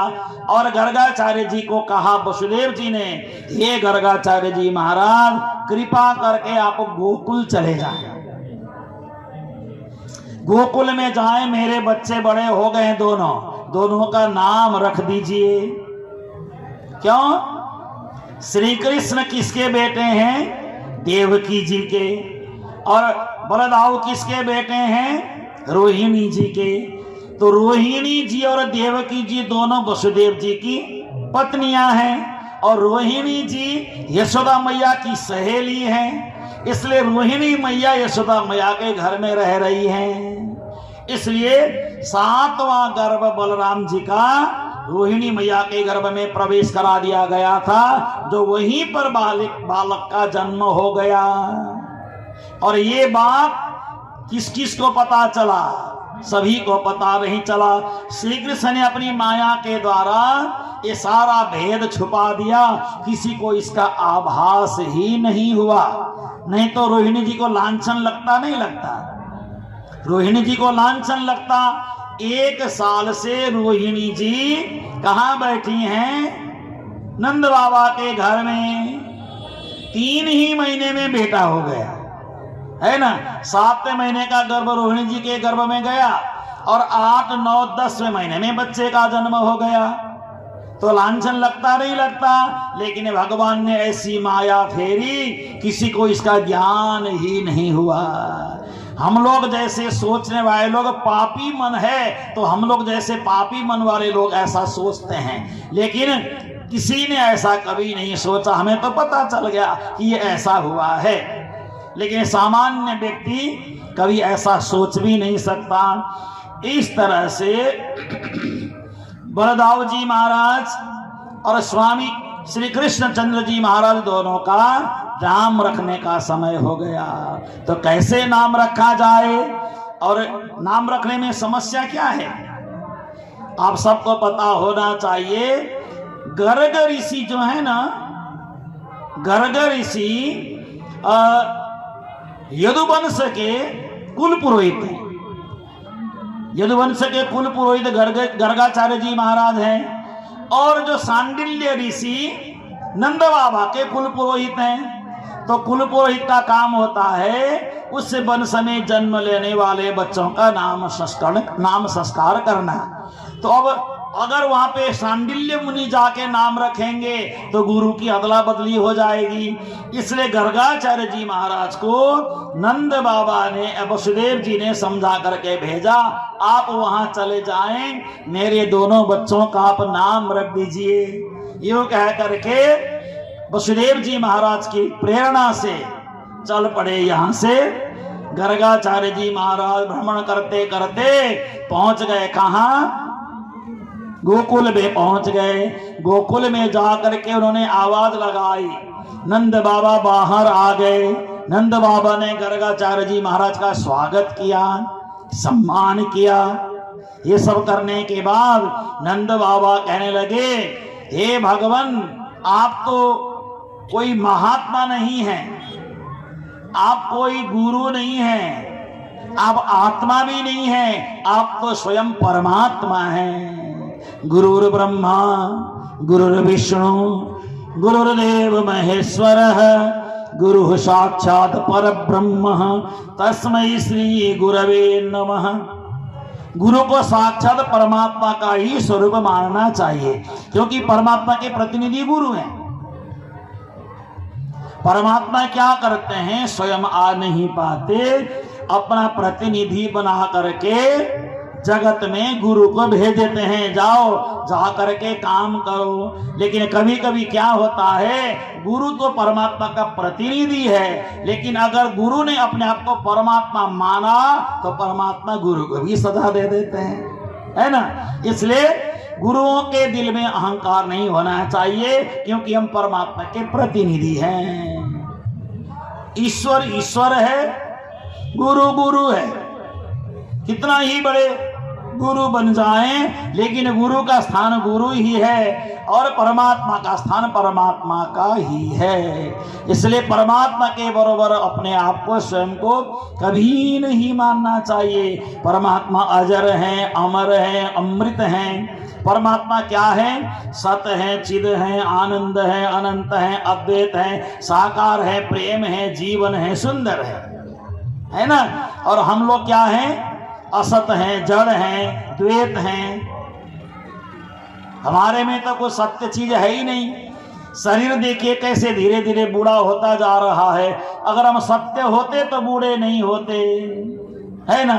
मेरा शरीर मेरा है ही नहीं, मेरा शरीर कहाँ मेरा है, मेरे दांत भी मेरे नहीं हैं, मेरा शरीर भी मेरा नहीं है, मेरी आंखें भी मेरी नहीं हैं। अगर मेरी आंखें मेरी होती तो कमजोर क्यों पड़ती आंखें, मेरी टांगें अगर मेरी होती तो टांगों में दर्द क्यों होता है, मेरी टांग दर्द नहीं होना चाहिए था, लेकिन मेरा नहीं है। इस संसार में यात्रा करने के लिए परमात्मा ने दो टांगें दे रखी हैं। और आप हम सब कितने सौभाग्यशाली हैं, यहाँ इस महान अद्भुत यज्ञ में शामिल होने के बाद हम सब गंगा मैया के संतान हैं। हम सब गंगा यशोदा मैया, गंगा मैया और सरस्वती मैया, जमुना मैया के हम सब बच्चे हैं। हम सब इनकी गोद में आए हुए हैं। ये जो धरती है ना, ये उन्हीं की भूमि है। कभी ये पूरे क्षेत्र में जल का भराव हो जाता है, ये उनके अधिकार क्षेत्र की जमीन है ना ये सारी। तो इस समय उन्होंने जगह छोड़ दी तो हम आकर के बैठ गए यहाँ पे। कितनी कृपालु हैं गंगा जमुना, हमारी मैया कितने कृपालु हैं। कुंभ मेला आने से पूर्व सारी जगह खाली कर दी, अपने भक्तों के लिए जगह बना दिया और यहाँ पे हम लोग आकर के बैठ गए। अब कुंभ मेला पूरा हो जाएगा, 2 महीने बाद ये सारी जगह गंगा मैया ले लेगी, अपनी गोद में समा लेगी सबको। यहाँ पे हम आ भी नहीं सकेंगे, सर्वत्र मैया ही मैया फैल जाती है, पूरी भूमि गंगा मैया फैल जाती है। बात सत्य है कि नहीं है? बात तो सत्य है ना। तो ये गंगा मैया का गोद है, इसलिए हम सब गंगा मैया के बच्चे हैं। गंगा मैया तेरी लहर मन भाए, श्री गंगा मैया तेरी लहर मन भाए, श्री गंगा मैया तेरी लहर मन भाए। कितनी पावन है गंगा मैया, कितनी पावन है जमुना मैया, कितनी पावन है सरस्वती मैया। आपको पता है कि त्रिवेणी क्यों बोला जाता है? सबको लगभग पता ही होगा त्रिवेणी का मतलब। तो त्रिवेणी का अर्थ तो सबको पता ही होगा, है ना। बेणी का मतलब होता है माताओं के ये जो बाल है ना, इसको बेणी कहा जाता है ना। बेणी, जिन माताओं के बाल लंबे होते हैं, जो बाल को गूंथती हैं, तो इनको बेणी कहा जाता है। तो ये त्रिवेणी है, माताओं के बाल की तरह ये त्रिवेणी है। माताओं के बाल को गूंथते समय 3 भाग में किया जाता है। बाल को किया जाता है, नहीं किया जाता है? किया जाता है ना। अब गूंथने के बाद 2 तो दिखता है, 1 नहीं नजर आता। त्रिवेणी, 3 बेणी बनी, 3 है ना, गुथ बनी है 3, लेकिन तीनों को बनाने के बाद 2 तो नजर आता है, 1 नजर नहीं आता है। तो एक जो है ना वो नीचे है सरस्वती मैया, और गंगा और जमुना ऊपर है। तो माताओं के बाल की बेणी ही तो त्रिवेणी है। तो हम इतने पावन गंगा मैया की त्रिवेणी में आकर के बैठे हैं, कितने सौभाग्यशाली हैं, है ना। हम सब बड़े सौभाग्यशाली हैं। और माँ ने अपने गोद में हमें बैठा रखा है। जहाँ पे माँ चलती थी उस रज को उन्होंने खाली कर दिया। आओ मेरे भक्तों, आप लोग बैठो, 2 महीने तक, 1.5 महीने तक आप लोग बैठो। बाद में ये सारी जमीन मेरी है। बोलो गंगा मैया की, जमुना मैया की। कितनी कृपालु है माँ, तो सदा कृपा ही करती हैं, सदा कृपा करती हैं। माँ का स्वरूप ही अद्भुत है। तो ऐसी हमारी यशोदा मैया भी है ना। यशोदा मैया भी ऐसी अद्भुत है। यशांसी ददाती, सबको यश देने वाली ही मैया यशोदा हैं। तो यशोदा मैया और नंद बाबा और रोहिणी जी है ना। तो नंद बाबा ने बड़ी सेवा की, किसकी? गर्गाचार्य जी महाराज की। कभी पैर धुलाएं, कभी हाथ धुलाएं, कभी गर्म पानी स्नान करने को देवें। तो यशोदा मैया और रोहिणी मैया को शंका हो गई, इतने बड़े गुरु महाराज हैं ये, जब से ये आए हैं ये उन्हीं के पीछे लग गए, है ना। बोलते हैं ना, घर में अपनी जो धर्म पत्नी होती है, पति को क्या बोलती हैं, ये अभी बाजार गए हैं, ये अभी आने वाले हैं, ये आएंगे तो पूछ के ये काम करेंगे, है ना। तो ये जब से ये आए हैं तब से ये इन्हीं की सेवा में लगे हैं, है ना। तो ये किसकी सेवा में लगे हैं, गर्गाचार्य की सेवा में लगे हैं। एक बड़ी अच्छी मीठी भाषा है माता बहनों का अपने पति को बुलाने के लिए, कितनी मधुर भाषा है, बड़ी प्यारी भाषा। ये कहाँ गए हैं, है ना, कितने प्यार से बुलाती ये, तो हमें समझ आ जाता है। पहले तो पता नहीं चलता था ये का मतलब क्या है। तो पति के बड़े सारे नाम हो सकते हैं, उसमें से एक नाम ये भी है, पति का नाम, है ना। बड़े सारे नाम हो सकते हैं पतियों के, कितने सारे नाम ये तो हमें नहीं पता, लेकिन एक नाम ये भी है। और दूसरी बात, सुबह सुबह पतिदेव के आगे, है ना, बिस्तर में बेड के पास जो भी स्टूल होता है, चाय रख करके पति देवी चली जाती हैं और बाहर जा करके बोलती हैं चाय ठंडी हो रही है। अब पति को पता चल जाता है किसको बोला गया है, इतना ही बोलना है, चाय पियो बोलने की जरूरत नहीं है। सुनते हो चाय ठंडी हो रही है, तो सुनते हो का मतलब उसी के लिए बोला गया है जो घर के पति है ना। तो ऐसे ही ये जब से ये आए हैं तब से ये इन्हीं की सेवा में लगे हैं। किनकी सेवा में, गर्गाचार्य जी महाराज की सेवा में। तो दोनों माताओं ने सलाह कर लिया। क्या सलाह कर लिया, ये महात्मा जी की परीक्षा हम लेंगे, सच्चे महात्मा हैं या कच्चे महात्मा हैं। सच्चे हैं तो पता चल जाएगा, कच्चे हैं तो पता चल ही जाएगा हमें। तो दोनों ने, रोहिणी जी ने, यशोदा मैया ने बच्चों की अदला बदली कर ली। देखिए कैसे अदला बदली कर ली। रोहिणी जी ने अपने गोद में यशोदा मैया के बेटे को रखा, गोद में लेकर के बैठ गए ना नाम रखने के समय, और यशोदा मैया ने अपने गोद में रोहिणी जी के बेटे को लेकर के दोनों अदला बदली करके बैठ गए परीक्षा लेने के लिए। जैसे परीक्षा लेने के लिए बैठे तो थोड़ी देर में गर्गाचार्य जी महाराज ने नेत्र बंद किया। नेत्र बंद करने के बाद परमात्मा का ध्यान किया, परब्रह्म का, ईश्वर का ध्यान करने के बाद थोड़ी देर में आंखें खोल लिया। आंखें खोल करके उन्होंने कहा, सबसे पहले यशोदा मैया के गोद में देखा और कहा, अयम ही रोहिणी पुत्रो रमयन सुहृदो गुणै आख्यास्यते राम इति बलाधिक्याद बरम विदु। हे यशोदा मैया, आपकी गोद में जो ये बालक है ये रोहिणी जी का बेटा है, ऐसा बोल दिया। अब देखो शर्मिंदा होना पड़ा या नहीं पड़ा। किसी सच्चे गुरु की परीक्षा नहीं लेनी चाहिए। जो सच्चे महात्मा हैं, अच्छे महात्मा हैं, उनकी परीक्षा, वैसे किसी की भी संतों की परीक्षा ना लो।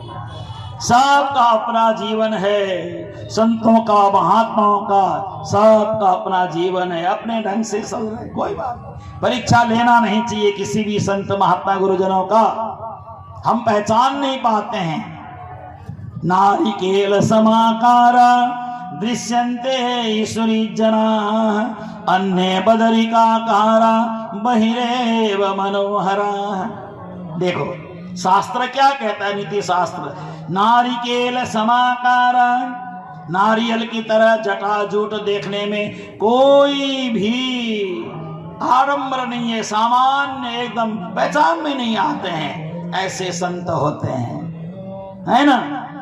और कई बार लोग होते हैं ना, सूटम चबूटम पतलूनकम चंचल मुखे शीघ्रटमद्वितीयम, है ना, ऐसे लोग होते हैं ना। कई लोग सूट बूट जूते टाई पहन करके स्टेज में बैठ जाते हैं, कहते हैं हम भी महात्मा हैं, है ना। अब महात्मा की पहचान कैसे हो, तो ये नीति श्लोक कहती है, जो एकदम सामान्य है, कहीं भी बैठ गए, कहीं भी उठ गए, कहीं भोजन कर लिया, सबके साथ नम्र होकर के फिर रहे, ये महात्मा की पहचान। महात्मा को कोई सम्मान थोड़े ही चाहिए, वो तो कहीं भी बैठ जाए। अगर सम्मान दे तो भला, ना दे तो भला, इज्जत मिले तो भला, ना मिले तब भी भला। है ना। तो संत महात्मा की ये बड़ा सुंदर परिचय है।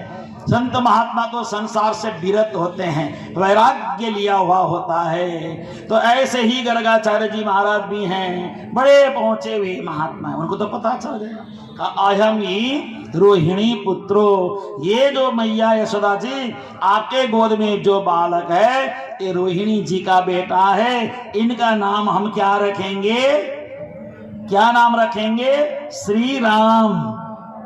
इनका नाम श्री राम रखेंगे। बहुत बल होने के कारण इनका नाम श्री बलराम भी रखेंगे। और एक नाम और रखेंगे इनका, दूसरा एक नाम और, वो नाम है रोहिणेय। रोहिणी का पुत्र रोहिणेय। और एक नाम और रखेंगे, इनका नाम संकर्षण। जहाँ लड़ाई झगड़ा होता है सबको मिलाने का काम करते हैं, सबको एक सूत्र में बांधने का काम करते हैं, इसलिए इनका नाम एक नाम संकर्षण भी हो जाएगा। राधे राधे गोविंद गोविंद राधे श्री राधे राधे गोविंद गोविंद राधे श्री राधे राधे। रोहिणी जी के गोद में देखा गर्गाचार्य जी महाराज ने और कहा, शुक्लो रक्तस्तथा पीतः इदानीं कृष्णतां गतः। सत्ययुग में ये जो रोहिणी जी के गोद में है शुक्ल वर्ण के, श्वेत वर्ण के बन करके आए थे।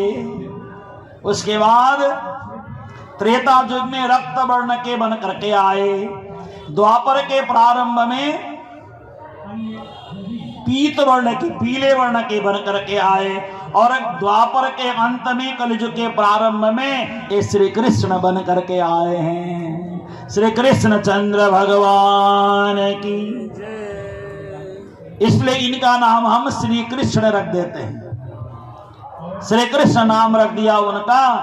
अब भगवान श्री कृष्ण थोड़ी थोड़ी बाल लीला करने लग गए, छोटी छोटी बाल लीलाएं करने लग गए। भगवान श्री कृष्ण बाल लीला में क्या करते हैं, कभी गौओं के, बैलों के सींग में लटकने वाला काम करते हैं। सींग में लटक जाते हैं तो बैल सीधा चलता है। अगर ऐसे ऐसे करूंगा तो मेरे प्रभु श्याम सुंदर को चोट लगने की संभावना है। बैल इतना प्यार से चलता है, श्री कृष्ण सींग में लटक जाते हैं। और बैल को अब लटकने से आंखें ढक गई है ना, बैल की आंखें ढक गई तो ढकने से बैल को चलना मुश्किल होता है। तो बैल सीधा चलता है धीरे धीरे, ताकि अगर जोर से चलूं श्री कृष्ण नीचे गिर गए, उनको चोट लगने से मुझे पाप लगेगा। देखो बैल ऐसा सोचता है। बैल को भी श्री कृष्ण से प्यार है। कभी कभी बछड़े का पीछे का पूंछ पकड़ते हैं। या भागवत में लिखा है, वत्सैरितस्तत उभावनुकृष्यमाणौ। कभी बछड़े का या बैल का पीछे से पूंछ पकड़ लेते हैं, तो पूंछ पकड़ के लटक जाते हैं श्री कृष्ण। तो बछड़ा या बैल भगवान कृष्ण को लेकर के धीरे धीरे चलता है, क्योंकि अगर श्री कृष्ण हाथ से फिसल करके पूंछ से नीचे गिर गए तब भी चोट लग सकता है। बछड़ा भी श्री कृष्ण का ध्यान रखता है, बैल भी श्री कृष्ण का ध्यान रखता है। कभी कभी गौओं के टांग के नीचे घुस जाते हैं श्री कृष्ण। गौ है ना, गौ के चारों पैरों के बीच में श्री कृष्ण घुस जाते हैं, तो चारों पैर का बैलेंस बना करके गौवें चलती है, ताकि पीछे का पैर आकर के श्री कृष्ण को ठोकर न लगे। देखो एक मनुष्य तो श्री कृष्ण की सेवा करते ही करते हैं, बैल हैं, बछड़े हैं, गौवें हैं, ये भी श्री कृष्ण की सेवा में लगे रहते हैं। कितना स्नेह है, सारा चराचर जगत श्री कृष्ण से प्रेम करता है। और एक दिन भगवान कृष्ण ने विचार किया कि अब छोटी छोटी मंडली बना करके लोगों के घरों में जा करके माखन चोरी की लीला मुझे करनी चाहिए। ऐसा भगवान कृष्ण ने सोचा। ऐसा सोच करके भगवान ने क्या किया, एक गोपी के घर में जा करके बछड़ों को खोल दिया है। वत्सान मुंचन क्वचिद समय क्रोश संजात हास। स्तेयम स्वादवत् त्यदधिपय कल्पितैस्तेय योगै मरकान भोक्षन् विभजति सचन नाति भाण्डं भिन्नति द्रव्यालाभे सगृह कुपित यात्रुप्यक्रोश्यतो कान। किसी किसी ग्वालन के घर में जाकर के बछड़ों को खोल देते हैं, है ना। पहले पहले हमारे देश में मुझे याद है बछड़े का जन्म होता था तो बेटे के जन्म होने की तरह खुशियां मनाई जाती थी। अब बछड़े के जन्म होते ही लोग दवा उवा खिला के मार देते हैं। बछड़ों का काम ही नहीं रहा, सब ट्रैक्टर से मशीनों से काम होने लगा तो लोग महत्व ही नहीं समझते, इज्जत ही नहीं है बछड़ों का। बछड़ियां पाल देते हैं, बछड़े छोड़ देते हैं। आप अपने शहरों में देखना, घूमते हुए बछड़े, कमजोर बछड़े, मरे मरे बछड़े बेचारे रोड में इधर उधर भटक रहे हैं, परेशान हो रहे हैं। देखने में कितना बुरा लगता है, बड़ा बुरा लगता है। इससे अच्छा तुम गाय ही मत पालो। गाय पाल करके बछड़ी को पाल लिया, बछड़े को रोड में छोड़ दिया मरने के लिए, है ना। ये बछड़े को रोड में छोड़ने वाला काम अच्छा नहीं है। अगर ना हो तो गौशाला में ही दे दो, लेकिन हत्या तो मत करो, मारो तो मत।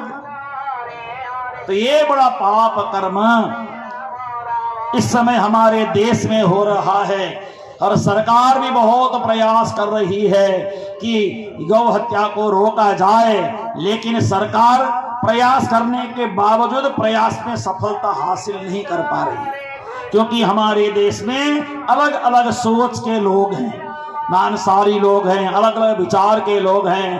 अगर कोई कानून बना करके पास करना भी चाहते हैं, लोग कानून के लिए विक्षेप पैदा कर देते हैं, बाधाएं पैदा कर देते हैं। इसलिए बड़ी सारी बातें सोचने की है, समझने की है, चिंतन करने की है। अब देखिए श्री कृष्ण श्याम सुंदर बछड़ों को खोल देते हैं और बछड़ों को खोलने के बाद क्या करते हैं, बछड़ा जाकर के गाय का दूध पी लेता है। तो ये जो जाकर के गोपियां जाकर के शिकायत करती हैं, किसको? यशोदा मैया को। हे यशोदा मैया, तेरे बालक ने हमारे घर में आकर के दूध का धार काढ़ने से पहले बछड़ों को खोल दिया तो बछड़े दूध पी गए। दूध पीने के कारण दूध हमारे को दूध नहीं मिल पाता, हम दही नहीं जमा पाती, हम मक्खन नहीं निकाल पाते। जब ये सब बातें होती है तो उस समय यशोदा मैया कहती है, ऐसा करो कि जब बछड़ों को खोल देता है तो कन्हैया को तुम पहले ही पकड़ करके रख लो। कैसे पकड़ के रखे, कब आकर के खोल के भाग जाते हैं, इसका हमें आभास भी नहीं होता है, पता ही नहीं चलता है। और उसके बाद दूसरी गोपी कहती है, क्रोश संजात हास, अगर हम डर दिखाते हैं तो क्रोधित होते हुए हंसते हैं। गुस्से में कोई व्यक्ति हंसता है? जिसको भयंकर गुस्सा चढ़ा हो वो व्यक्ति हंसेगा या नहीं हंसेगा? क्रोध करने वाला व्यक्ति कैसे हंसेगा? जैसे सीरियल में आप लोग देखते ना, रावण हंसता है, कुंभकर्ण हंसता है, कंस हंसता है, ऐसे और कैसे हंसेगा, है ना। क्रोध में हंसना, तो श्री कृष्ण भी क्रोधित होकर के हंसने लग जाते हैं, हम डर जाते हैं। तो ऐसा करो, तुम श्री कृष्ण के आने से पहले ही दूध निकाल के रख लो। उस समय गैया दूध नहीं देती है, कैसे धार निकालें, दूध कैसे निकालें। इतना ही नहीं, एक गोपी और आ गई, आकर कहने लगी, स्तेयम स्वागत त्यतदधिपय कल्पित स्तेय योगई। हमने तो घर में स्वादिष्ट दही जमा के रखा था, भगवान ने उसको चोरी करके ग्रहण कर लिया, भोग लगा लिया। उन्होंने कहा कि छुपा के रखो, छुपा के रखो। अरे छुपाया भी था, हमने ऊपर लटका के रखा था, भगवान ने उसको क्या किया, कल्पित स्तेय योगई, एक लंबा सा बांस का डंडा लाया और बांस के डंडे को नोक बनाया, उसमें जैसे नोक बनाते हैं ना उसे धीरे धीरे मारा तो मटकी की किनारे वाली टूट गई नीचे का हिस्सा और सारा मक्खन नीचे गिर गया और ग्वाल वाल बंदरों ने खा करके खत्म कर दिया। मटकी वही है, मक्खन नीचे। आपने एक चौपाई सुनी होगी ना, पहले दही जमाए के पीछे दोए गाय, बचिया उनके पेट में माखन हाट बिकाए। देखो ये संतों की वाणी है। पहले दही जमाया पीछे दूध निकाला, पहले दही जमाए के पीछे दोहे गाय, बछिया उनके पेट में, अभी गाय ने बच्चे को जन्म दिया ही नहीं है, मक्खन तो मार्केट में बिक भी गया है। कितनी अद्भुत वाणी है संतों की, है ना, बड़ी समझने वाली वाणी है। पहले दही जमाई पीछे गाय दोया, बछिया माँ के पेट में ही है, मक्खन मार्केट में बिक भी गया है। ये बड़ी संतों की बड़ी अद्भुत वाणी है, बड़ी समझने वाली वाणी है। और हमारे प्राणनाथ जी की वाणी कहती है, बिंद में सिंध समाया, एक बूंद में समुद्र समा गया। देखो अद्भुत है ना प्राणनाथ जी की वाणी, एक बूंद में समुद्र समा गया। बूंद का मतलब होता है पिता के द्वारा जो गर्भ स्थापना होती है, उस एक बूंद में ये आत्मा रूपी समुद्र इस शरीर में समा गया। आत्मा इस शरीर के अंदर है, इस शरीर में आत्मा है या नहीं है, लेकिन ये शरीर बना एक बूंद मात्र से, रजबीज के माध्यम से देह बना और इसमें आकर इतनी बड़ी आत्मा समा गई। अब उसी आत्मा को परमात्मा के पास भेजना है, इस समुद्र से निकाल करके परमात्मा के पास भेजना है। बस थोड़ा सा काम है, समझ गए ना।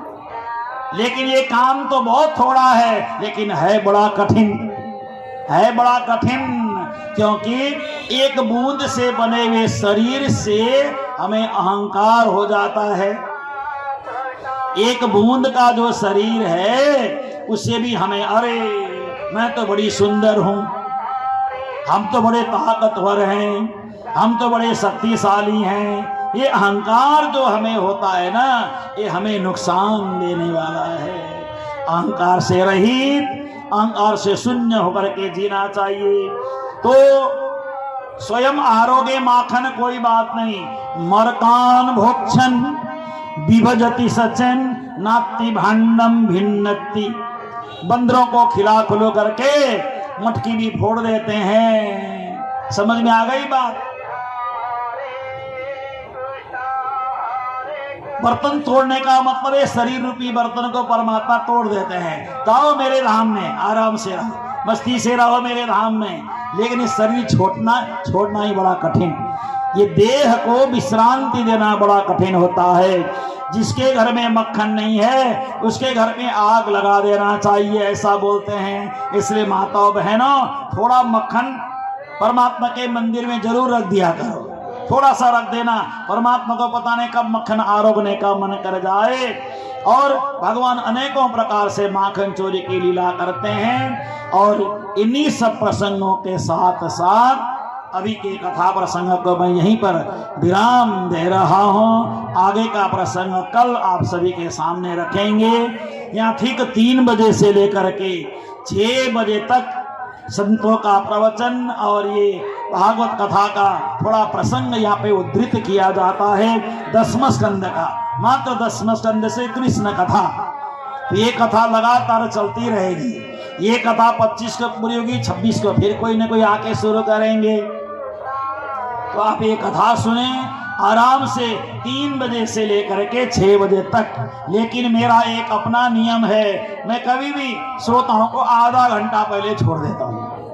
मैं समय से ज्यादा खींचने की मेरी आदत नहीं है, कभी भी नहीं खींचता हूँ। 15-20 मिनट आधा घंटा पहले मैं छोड़ देता हूँ। बड़े सारे कथाकार कहते हैं समय कम हुआ, मेरे को आधा घंटा ज्यादा हुआ। कोई ले जाना चाहे तो ले जाए, आधा घंटे का समय मेरे से प्रवचन करे। मैं तो 1-1.25 घंटा से लंबा प्रवचन नहीं कर सकता, इतना ही कर लेता हूँ। आप सभी खूब कथा का आनंद लें। कुंभ मेला में आए हैं, स्नान करें, अपने आप को पवित्र करें, शुद्ध करें और अपने पापों का घड़ा यहाँ करके फोड़ डालें। और दोबारा पाप भर के ना ले जाए, भर के ना ले जाए, है ना। यहाँ से पाप भर के नहीं, पाप को फोड़ के समाप्त करके जाना है। इन्हीं शब्दों के साथ एक दो जयकारे लगाएं और फिर आगे का जो भी कार्यक्रम होगा।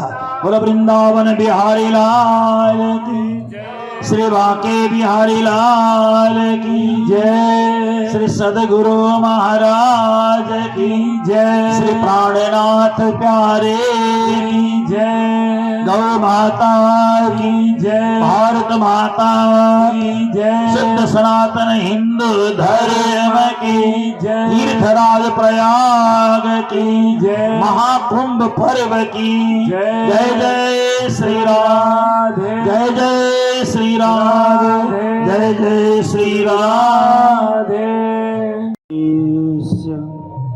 मम वाच